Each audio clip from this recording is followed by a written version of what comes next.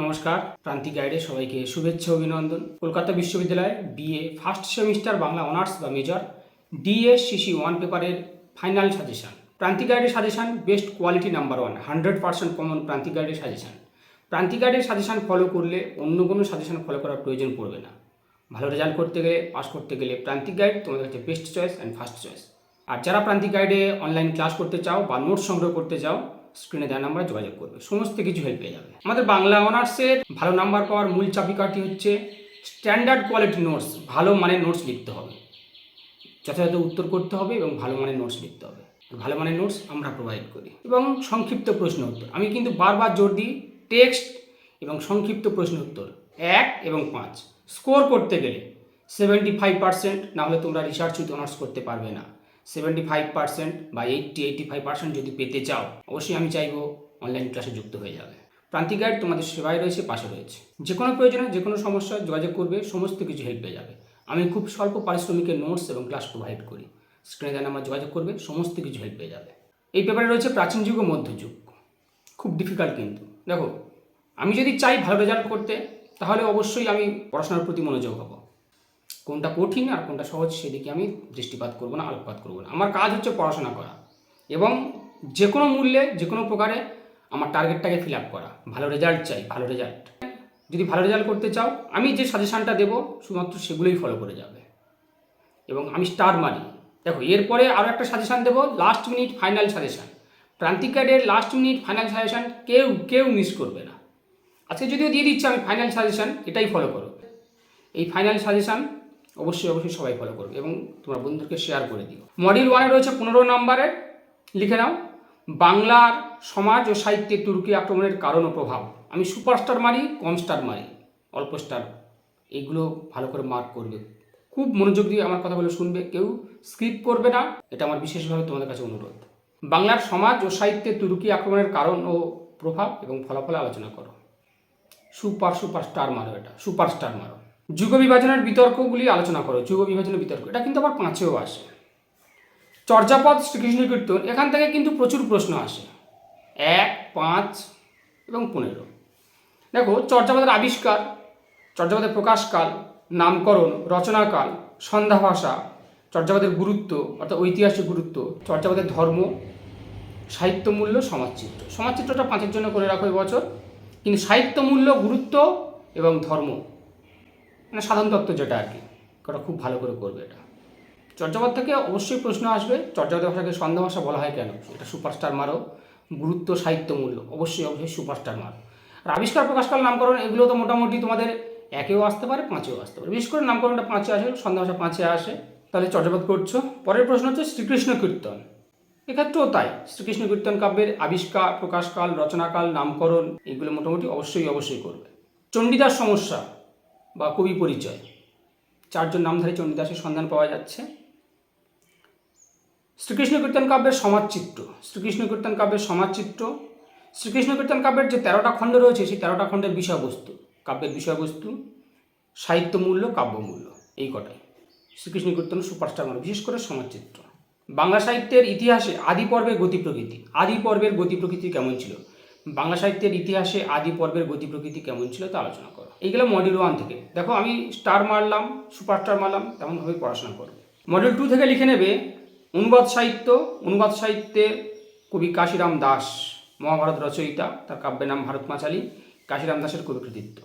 দেখো, এখনও যারা নোট সংগ্রহ করনি বা আগামী সেমিস্টারে যারা অনলাইন ক্লাস করবে, যোগাযোগ করবে, সমস্ত ক্লাস পেয়ে যাবে। তাহলে কবি কাশিরাম দাস করছো। মালাধর বসু করবে, এই দুটো স্টার মারবে, সুপার স্টার মারবে। কাশিরাম দাস, মালাধর বসু। তারপরে লিখে নাও কবি কৃষ্ণদাস কবিরাজ। চৈতন্য জীবনী সাহিত্যের শ্রেষ্ঠ কবি কে?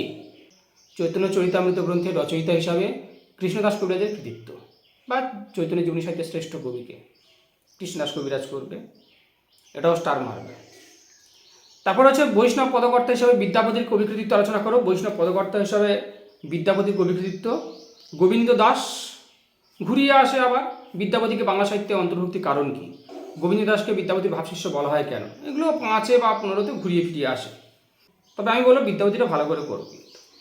5-এর জন্য লিখে নাও অনুবাদ সাহিত্য সৃষ্টির কারণ আলোচনা করো। অনুবাদ সাহিত্য বলতে কী বোঝো? অনুবাদ সাহিত্য সৃষ্টির কারণ।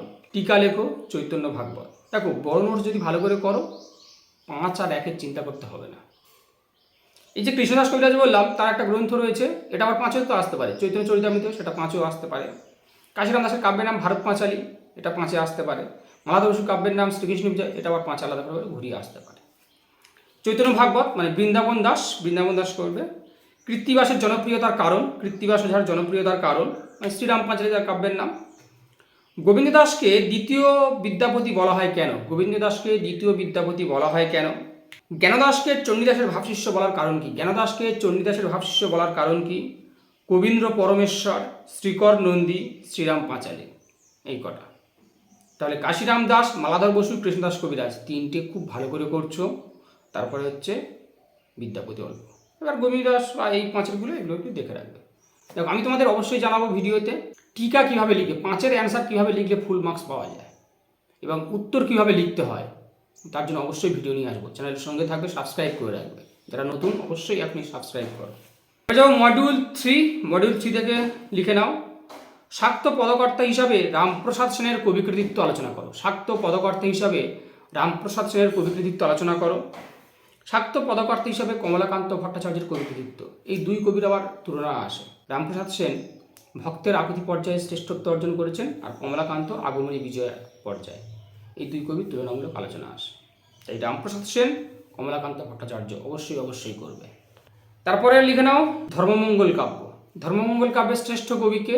ঘনরাম চক্রবর্তী, তার কৃতিত্ব। ধর্মমঙ্গল কাব্যের বিষয়বস্তু 2টো কাহিনী রয়েছে, লাউ সেনের কাহিনী, হরিশ্চন্দ্রের কাহিনী। বিষয়বস্তু করবে ধর্মমঙ্গল কাব্যের কাহিনী এবং কবি ঘনরাম চক্রবর্তী বা ধর্মমঙ্গল কাব্যের শ্রেষ্ঠ কবির কবি কৃতিত্ব আলোচনা করো। পরের প্রশ্ন, প্রণয়মূলক আখ্যান কাব্য। সৈয়দ আলাওয়াল, কবি সৈয়দ আলাওয়ালের কবি কৃতিত্ব আলোচনা করো। কবি সৈয়দ আলাওয়ালের কবি কৃতিত্ব।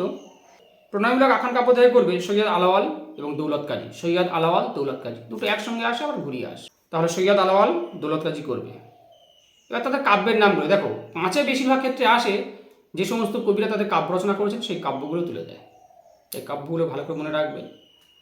তাহলে সৈয়দ আলাওয়াল, দৌলত কাজী করছো। মনসামঙ্গল কাব্য এখান থেকে করবে শ্রেষ্ঠ কবির কৃতিত্ব, নারায়ণদেব, বিজয়গুপ্ত।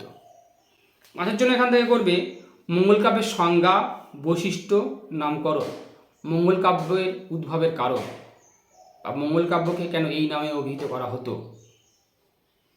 অন্নদামঙ্গল, রায়গুণাকর ভরতচন্দ্র, ক্ষেমানন্দ মঙ্গল কাব্যের রচয়িতা, পদ্মাবতী, সতী ময়না ও লোরচন্দ্রানী, ইউসুফ জুলেখা। আর ধর্মমঙ্গল কাব্যকে রাঢ়ের জাতীয় মহাকাব্য বলা হয় কেন, এটা একটু দেখে রেখো। এখান থেকে মোটামুটি 15 জন স্টার মারবে। রামপ্রসাদ সেন, কমলাকান্ত সুপার স্টার মারবে বেশি করে। তারপরে সৈয়দ আলাওয়াল, দৌলত কাজী, প্রণয়মূলক আখ্যান কাব্য। ব্যাস, তারা যেগুলো বললাম অল্প একটু দেখে রেখো। এই তাহলে দিয়ে দিলাম ডিএসসিসি 1 পেপারের ফাইনাল সাজেশান। আমি যেটা দিলাম, যেগুলো দিলাম সেগুলোই করো, যেমনভাবে বললাম তেমনভাবেই করবে। ভালো রেজাল্ট যদি করতে চাও, নিজের স্বপ্নকে যদি পূরণ করতে চাও, অবশ্যই প্রান্তিক গাইডকে ফলো করবে। আর যারা ক্লাস করতে চাও পরবর্তী সেমিস্টারে, স্ক্রিনে দেন আমার যোগাযোগ করবে, সমস্ত কিছু হেল্প পেয়ে যাবে। আমাদের অনলাইন ক্লাস হয় এবং ক্লাসের রেকর্ডিং থাকে। ধরো কেউ ক্লাস মিস করে গেল, সেই ক্লাসের প্রিভিয়াস ক্লাসের রেকর্ডিংটা পেয়ে যাবে এবং সমস্ত নোটস, স্ট্যান্ডার্ড কোয়ালিটি ভালো মানের নোটস কিন্তু আমরা প্রোভাইড করি। অবশ্যই তোমার স্বপ্নকে পূরণ করতে পারবে।